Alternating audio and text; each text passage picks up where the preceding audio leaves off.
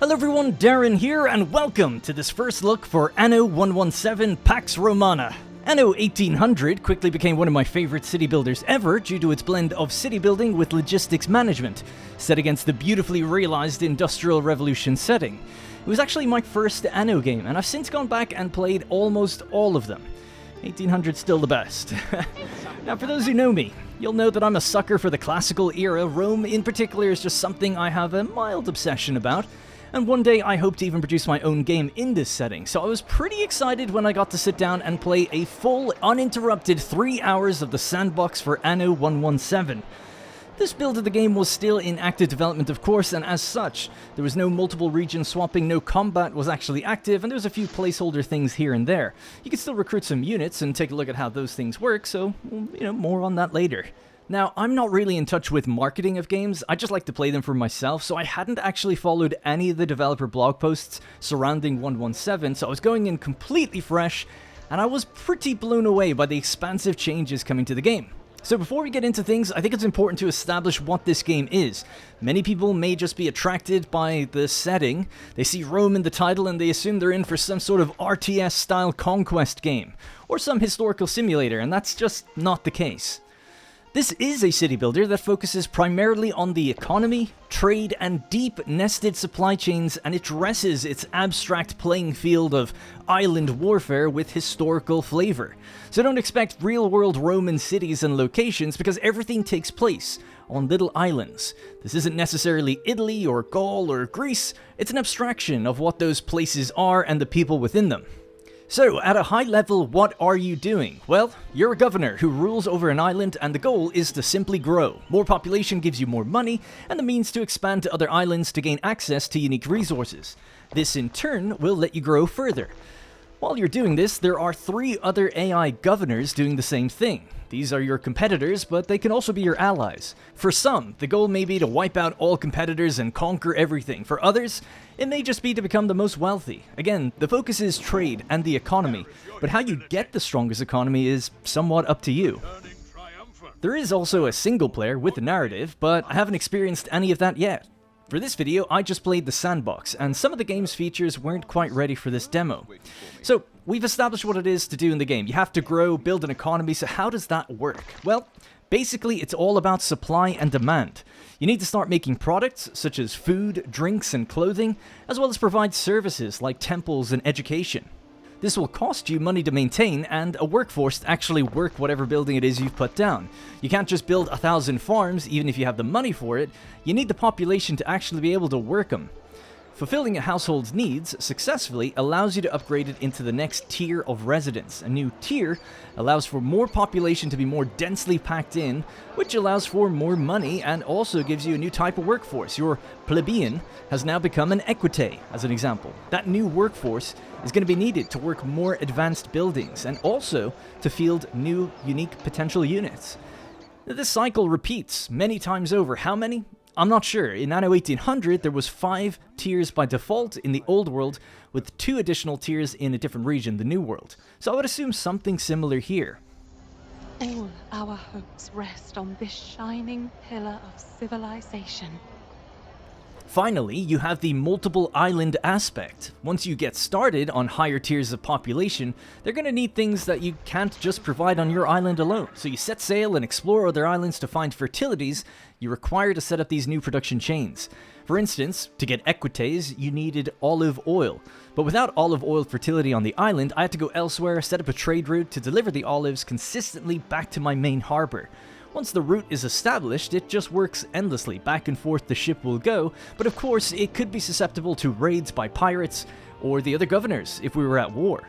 They could steal those goods on the route or just hinder my progress, so you need defenses, military ships that escort your trade ships and protect your islands. You can of course also just trade with other governors or the neutral NPC trade islands. These guys don't expand but offer their services to anyone. With a good economy, you can actually work with them to provide what you don't have and purchase unique items to boost your economy in a variety of ways. It's practically stealing. This extends even further because not only are there other islands, but there's also other regions, maps that connect to each other that are running in the background in real time, and you can switch to them pretty much instantly. At least you could in 1800, we couldn't do it here. Presumably, if the game follows Anno 1800's trajectory, we may even see additional regions added, such as Greece, perhaps Egypt, with DLC. Who knows, as there's even a connection potentially linking to the Silk Road. So that, in a nutshell, is Anno 117. That's what you do. I just wanted to get that out of the way so everyone's on the same page.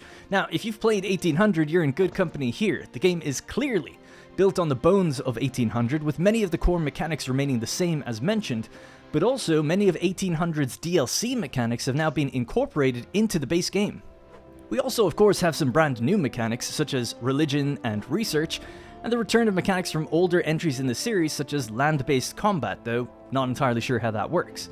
There's also the marketing push of this multicultural aspect of the game, where you can travel to Albion and choose how you wish to rule over the natives, by embracing their culture or imposing your own. I don't know much about that yet either, as we stayed in the Roman theater for this build and this demo. Choice is sort of the theme for this game, I feel. Residences no longer have completely set requirements down to the individual good. Instead, they have broad requirements grouped as categories. For example, for the first tier of population, the Libertas, they require a food, and it's up to you which one you provide, either sardines or porridge. I'm partial to porridge myself. They come with different effects. Sardines provide 1 extra population and 1 income, while porridge provides 2 population but no income. However, you can actually provide both. What this really means is that in order to upgrade the household, you only need 1, but providing both still gives you both benefits. Unlike Anno 1800, there's no luxury needs that are optional, typically they earned you more money. Instead, here, you can decide what the optional good is, and it's even more granular than that. Here's an example where in the fashion category, I was providing tunics and pileus. I think that's how you say it. Hats, basically. Both of them weren't enough to fulfill the category on their own. I just wasn't making enough of either yet. But combined, they were. This is because the category required that I provide 1 clothing. And I was actually doing 0.9 tunics and 0.1 pileus. So the total allowed me to do the upgrade. That might sound kind of complex to a degree dealing with decimals, but the game sort of just handles it for you, and it's a great way to make use of excess. If you wanted to stop consumption of one or the other, you can also do that. Just forbid it for the tier population, and of course you have the statistics screen to help you along to quickly see if you need to make enough of something for everyone or if you do already. You never have to check the individual households and weigh up the decimals. While we're looking at the residents, another interesting mechanic is that population is separate to workforce. So depending on the tier, they may be set to 30% of the population being the workforce, so for 7 people, you get 2 workers. Now again, you don't check this per household really, but by decoupling the population number from the workforce, the designers can sort of play around with more strategic elements of the game. For instance, you could get items that can boost how much workforce you get, or you could get more in the technology screen, or religion could boost it. It becomes way more dynamic as a result what could affect it, and it will be independent of affecting things like income or health or other odds and ends. It is admittedly a little odd, speaking of odds, that you could have 7.6 people living in a house, but those numbers have never really been accurate to the scale of things anyway.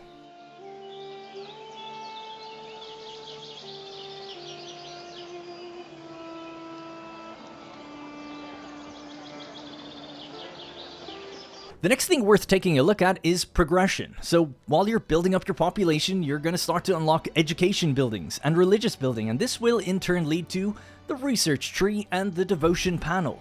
For research, it's pretty much as you'd expect. Your households are now generating knowledge, typically based on if they're provided with a school, and I'm guessing also if they're provided with certain goods later on. There was a few hints of that, at least in the equites category. This knowledge is contributing to the research speed of your tech tree, and this is broken into economic, civic, and military groups, and while you can queue up multiple technologies to be researched, you do just progress one at a time. Speaking of time, I didn't have that much, so I couldn't look around the tech tree in too much detail, plus a lot of it was actually just grayed out anyway, locked behind various research nodes that required a bulk cost, or some sort of prerequisite building to have already been constructed. So overall, the tree is really interesting decision to me to add to this type of game, and it gives players a choice on what to focus on. Again, I think that's the theme of this game. They want players to have lots of options and strategic choices and build how they wish. To have a strong research, you need to have a big population, well covered by schools and other goods. Perhaps, when you combine the choices of what goods you do provide, you could choose to provide goods that will improve your knowledge. There was stuff to allude to that later on. The Equites, I believe, had some sort of writing tablets. But maybe you choose, I don't really want to focus down that way. I want to focus a different way. I even saw that technologies can make production buildings generate knowledge when they're nearby houses.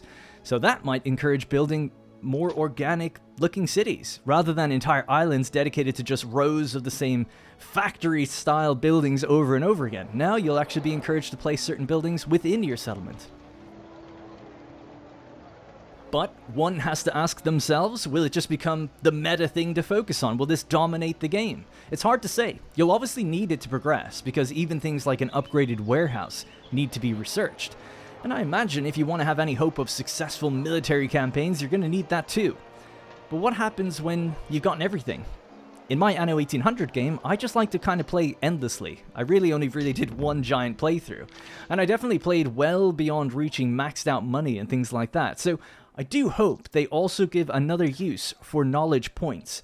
For instance, in Anno 1800, you have the Research Institute, which was added in the Land of Lions DLC, and this allowed you to rework your island's fertility somewhat, almost like mini terraforming, and discover missing or rare items if you never got them.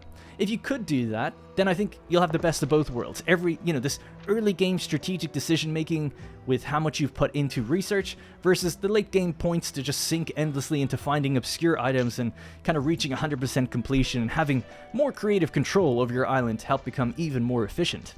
Religion actually works in a similar way. In fact, in the current build of the game, the numbers were almost identical early on. But for every house covered by a temple, they'll generate additional belief.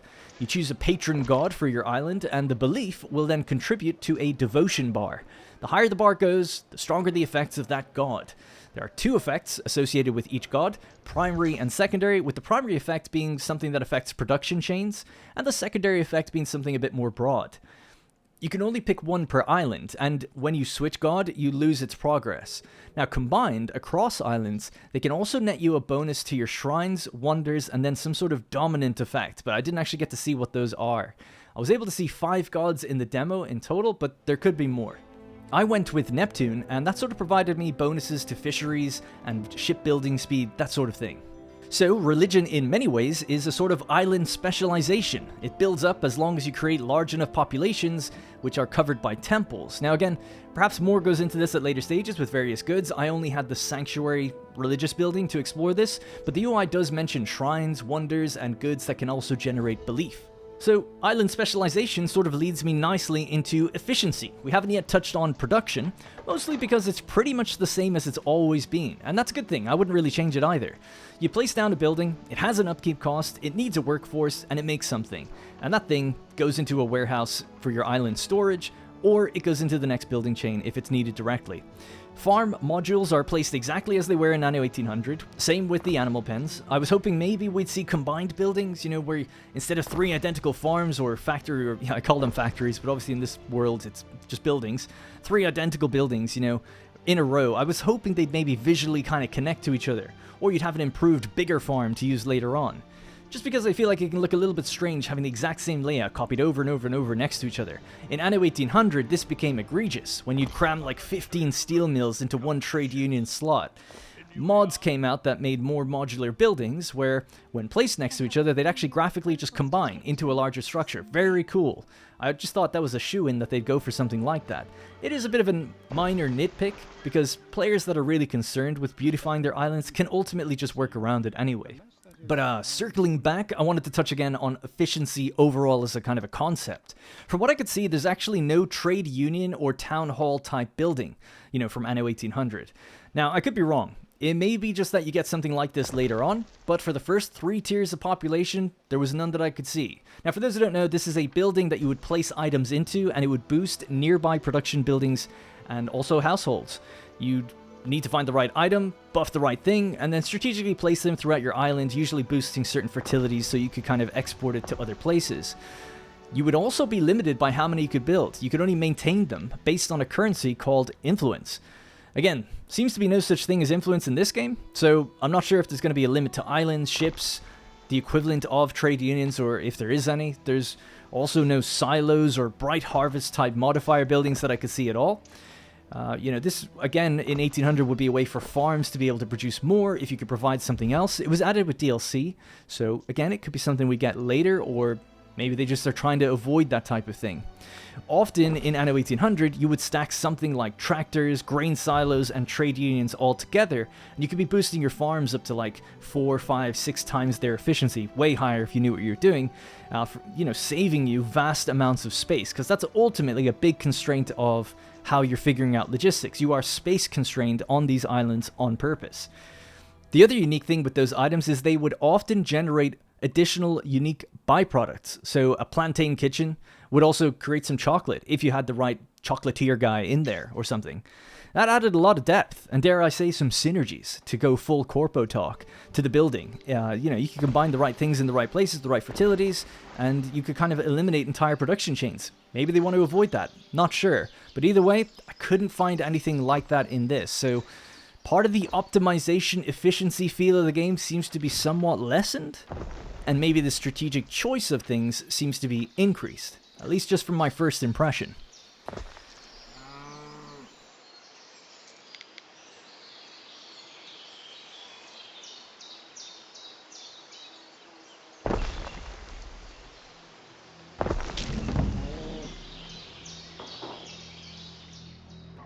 So what does Anno 117 do in this regard for optimization and efficiency? Well, it seems that your Governor Villa is the focus. This is actually the first building that you have to place on the island, and it needs to be defended, as it is the target for any invading armies to capture. If they capture it, they take the island. So the Governor Villa works just like the Palace DLC for Anno 1800. It has modules that can extend its reach based on a metric called Prestige, which again is generated per household or unique building. Each module built then provides space inside the Governor Villa for an item. So I think the idea here is that there's no trade unions, no town halls, but instead you socket your items into the Governor Villa and get island-wide bonuses. Then for other efficiencies, you'll be looking to your patron god or the tech tree to boost things. That's a pretty big change. Now, I welcome moving away from cramming things into tiny circles, especially for the production, but I do think I'm going to miss having some sort of, maybe a forum building or a temple. It would be nice to kind of socket character items into there that adds laws or other bonuses for your people, at least. Doing it all from one building, I think, sounds a little less interesting. But we'll see. Maybe there is maybe it's there in some fashion later. But it's worth bringing up, because I don't know. Now, or I could have just missed it. That's always a possibility. One really, really big thing. You can't plant trees. Your timber production must be placed where trees already exist, and they just stay there permanently. Now, obviously, if you build on top of them, they're going to go away, but if you remove the buildings, they reappear in the same spot. So, to me, that seems like trees are like predefined on islands, and this means you need wood production to be placed in these spots. Now, again, this could be a choice for more strategic positioning on an island overall, but I'm just not a fan of it. Being able to create forests, I think, needs to kind of come back. Even if it takes a longer amount of time, I don't mind. I just think eventually we need to be able to kind of shape the islands how we want, especially if you like to kind of make creative looking cities to an extent. I don't also see how it would really harm productivity. Like, I just don't get it.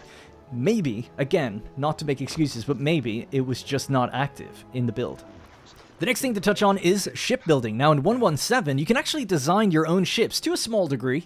You start with a base ship and then you can modify it by adding modules such as towers or extra rows.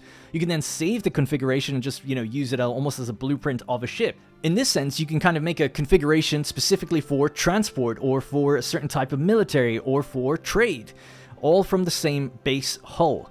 These changes, of course, affect the construction costs, the stats of the ship, the speed, its health, cargo capacity, and what's really interesting is that the ship requires workforce now. So adding a tower required an extra 20 plebeians to man it. Adding rows required an extra 8. Without either, it only required 3 libertas. So now shipbuilding draws from the island's workforce it was created at. Not just for building the ship, but for maintaining it the whole time. So where you create your ships is much more important. This may be the natural offset to something like Anno 1800's influence system that I mentioned earlier. That would be your constraining factor before, but now your constraining factor seems to be that you can make as many ships as you can crew, which sounds totally good to me. Now, from what I could see with the limited amount of ships I had access to, ships have one captain slot, allowing you to socket a character item in and get some sort of benefit to the ship. Now, whether ships will have multiple slots or not, I don't know. You'd assume that larger ships might have 2 or 3, but the nature of it being described as a captain slot makes me think it's just one. Now, I saw no reference to other positions, like other slot names, and I didn't see any names that just said generic slot, so who knows, but I didn't have access to everything, but my gut tells me it might just be one. As for the combat with ships, I'm quite divided on this. I mean, I gotta be honest, it seems quite underbaked, at least in this build. I followed an enemy ship and was shooting it from behind, and while I was doing damage, visually the firing arcs were really offset and delayed, and the ship that I was attacking didn't seem to be slowing down as it got hit. That's a staple of 1800 and other Anno games, so maybe it's just not active. There are multiple stances and behaviors that you can set for ships, so I think the UI is suggesting that combat will be a lot more nuanced and have some more depth, but it doesn't seem likely that you're going to be boarding ships or capturing them. One would assume that you'll be transporting soldiers to different islands, but again, I don't know. And if I'll be honest, I don't care that much about in-depth combat in an Anno game, because the economy side of things is actually just so good, and it's where you spend most of the time. However, it would have been nice to see some more attention giving to it, like ramming, boarding, or using fire, or capturing ships. That was like how it went down, you know? So it just seems like strange to ignore that. Now, I know a lot of people do want a more in-depth combat system, and I'm eager to see land combat, though I'm not expecting too much more than, like, say, the Anno 1404 system. You deploy some troops, you push to the center, you kind of take it, and that's sort of it. I imagine it's going to be like that. The modular ship design is very cool, but the little taste of ship combat that I've had, it's kind of underwhelming. Now, when escaping the pirate lair that I accidentally wandered into, the fog of war wasn't really visible. I'm hoping that's just a graphical problem that hasn't been added yet. I sound like I'm making a lot of excuses, but it does seem fog of war was active, as in things were disappearing as I got further away, but there was no visual indicator of that, right? So I assume that's just not active. I couldn't see also that my ship was damaged, so I'm hoping there's visual damage like in Anno 1800. We need to see those tattered sails and broken wood and fire blazing, you know? That would be very, very much missed if that wasn't in the game, and I think it would stand out a lot compared to a lot of the other details that are in the game, such as, you know, towns were having some unrest, there was fire, there's people, like, repairing things. There's a lot of great attention to detail on land. Maybe the naval stuff just isn't done yet. I hope. It might be worth mentioning as I'm throwing out some of these critiques that I was actually initially invited to go to Rome to play the game. And for a long story short, my passport was going to expire in 2 months, and I got to the airport and they were like, it's going to expire in 2 months, you can't fly. I didn't know this, nobody at Ubisoft knew this, so I couldn't go. So it's not a big deal, but I just mentioned this because basically I think I would have been giving a lot more information, so I was also supposed to have a developer interview and stuff, so I just didn't get to do any of that, and it was, you know, I was kind of just able to play the game remotely then after the fact, so I'm probably missing a little bit of context, perhaps, for what maybe is or isn't in the game. I thought I would have the opportunity to interview someone and ask these questions, but I didn't get to. So that's why I'm saying, like, I don't know, I suspect, I think, perhaps. So, just, it is what it is. Now, to get back to it, as mentioned, we couldn't do land combat in the demo, so I just fielded some units and walked them around a bit just to kind of have a quick look at things. I also saw the AI making some units and running them around their town, which is cool. They seem to... I don't know if you can garrison them, or if they always stay out, but it did seem like they always stay out. But obviously, I just have no comment on how this is going to play. We need to see more. Now, as for the AI, I met 3 other governors. There could be more in the game. With Anno 1800, you play with 3 others, but there's obviously more you can choose from, and they sort of have their own personalities, and what you do kind of ticks them off or pleases them, and then they have difficulties associated with them. Don't know anything about these guys other than what I came across. So we came across Tarragon, who I think is some retired Greek veteran turned farmer, although he seems very peaceful and chill. Lycia Ma, a lady from a faraway land, presumably with some connection through the Silk Road. Quite the surprise seeing her, and I'll get back to that in a minute. And Dorian, I thought he was Greek, but his name is suggesting that he's actually Roman and quite young to be a governor, and you'll typically learn more about these people as time goes on.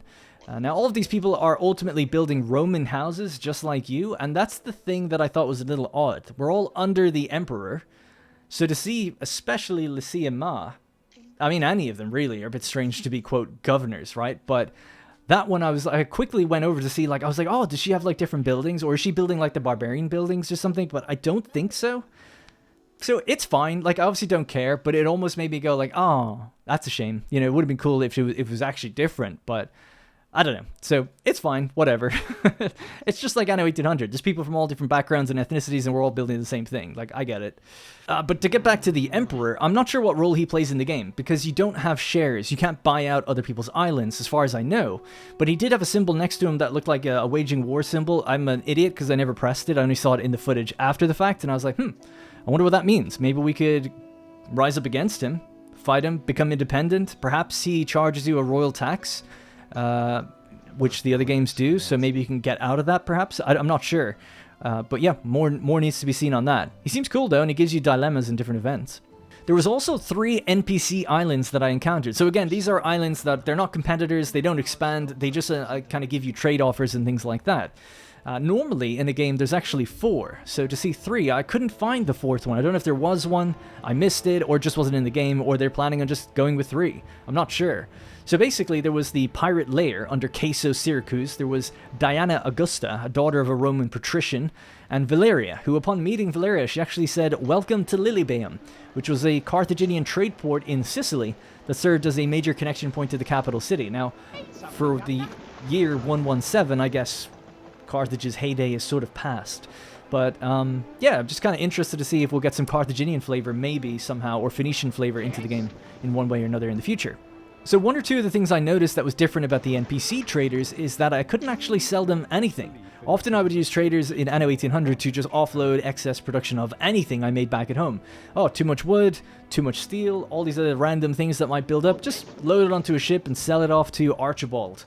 But this time, it just wasn't an option. I was actually trying to do it, and then I realized they won't take anything. They take very specific things at increased prices, and they'll offer you back other things at increased prices too.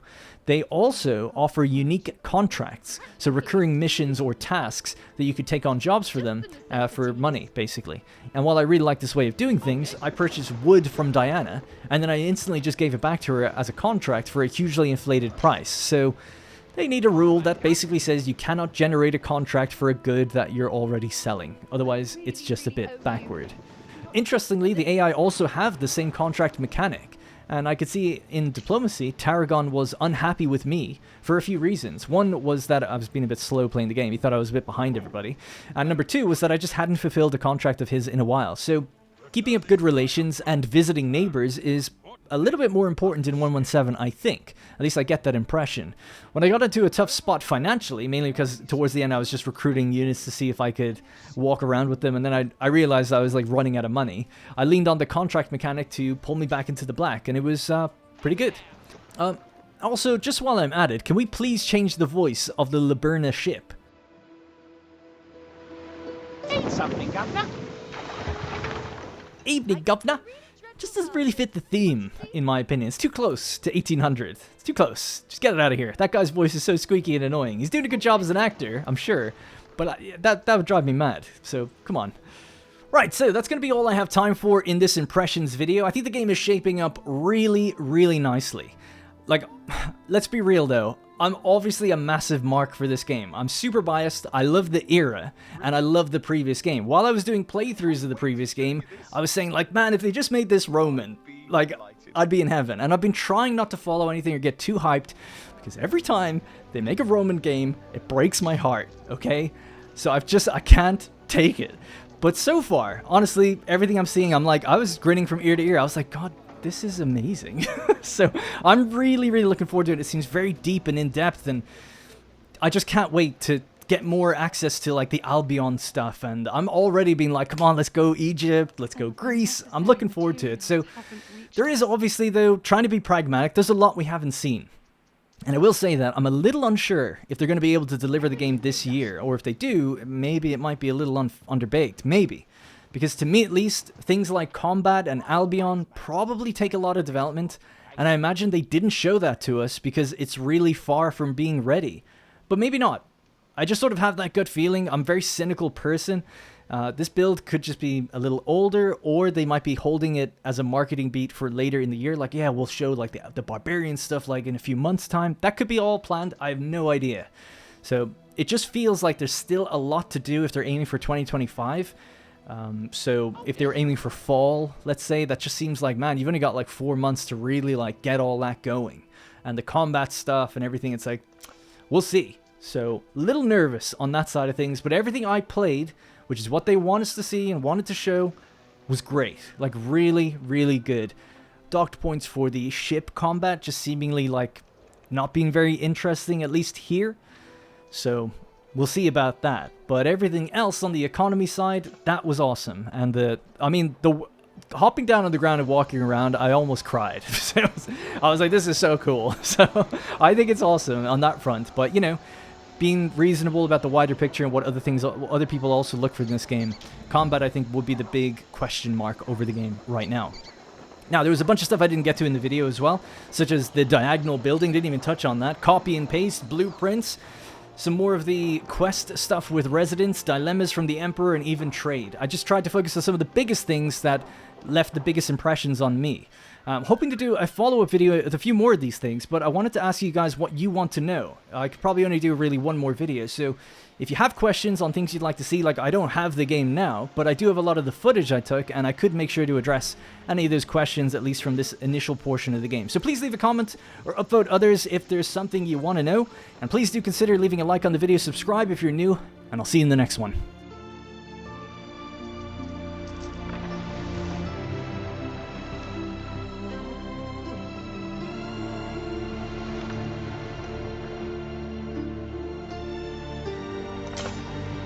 Something, Governor.